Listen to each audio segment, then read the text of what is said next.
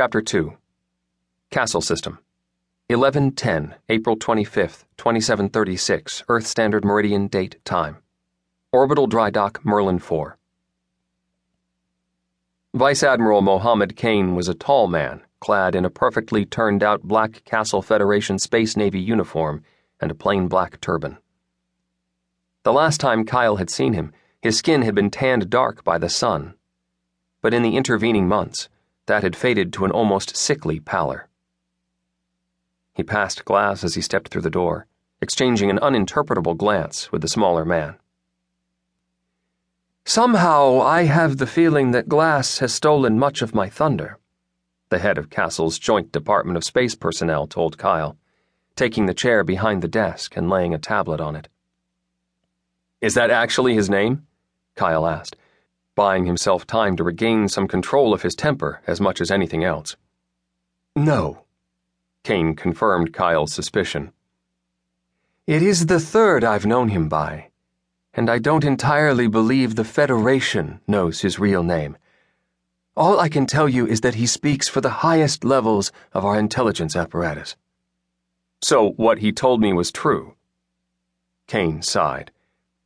"I don't know for certain what he told you," he admitted. "I can guess, though I can neither confirm nor deny any of it. Glass's conversation was off the record. Ours is not. Do you understand me, Captain Roberts?" The Admiral's tone was apologetic, but there was also no mistaking the command. "I guess, sir," Kyle allowed with a slow nod. "Interrupted as we were, this is your meeting. What did you need from me?" "With Avalon laid up, you're at loose ends, and the Federation would like to put you where we think you can do the most good," Kane explained. "And you're going to tell me that's not on the bridge of a warship?" the junior man asked. Kane sighed again. "We can argue the logic until the heat death of the universe," he pointed out. "You know some of the background details, but the truth is that a purely administrative position is one of the big checks you're missing to make flag rank." That stopped Kyle in his tracks. "I've been a captain for less than a year," he pointed out. "I've been in the Navy, as opposed to the Space Force, for barely more than that. It's a little early for that, isn't it?" "Yes," the other man agreed calmly. "But not too early for us to be considering it as your career progresses.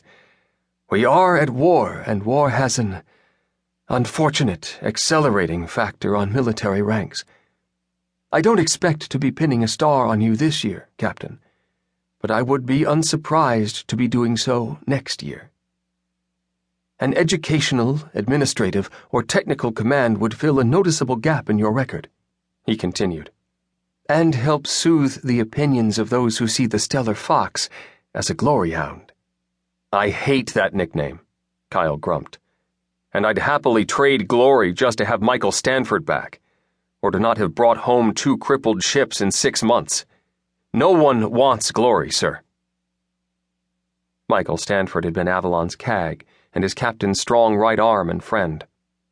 He died at Huixing because his captain hadn't been good enough. "I agree," the Admiral said quietly. "But frankly, you need time away from a combat assignment. Time with ready access to a counselor, and no new memories and losses." "We don't have time for that," Kyle objected. "And Captain Salas is still with 7th Fleet, for that matter. I don't think we have enough shrinks for if my girlfriend dies on the front and I'm flying a desk, sir." The room was silent for a long moment, and then Kane chuckled softly. "I see Glass got you more than a little riled up," he noted. "I do, for the record, know probably about as much about his offer as you do, but I would appreciate it, Captain, if you at least let me explain what the Federation wants you to do before you take a dive into the black." "Yes, sir. Sorry, sir." "We see 2 places that you could have an outsized impact on the war effort," the Admiral noted. "My own suggestion, my biases being what they are, is to send you to the Academy. We're trying to rush our cadets through what's supposed to be a 3-year program, even with neural impact.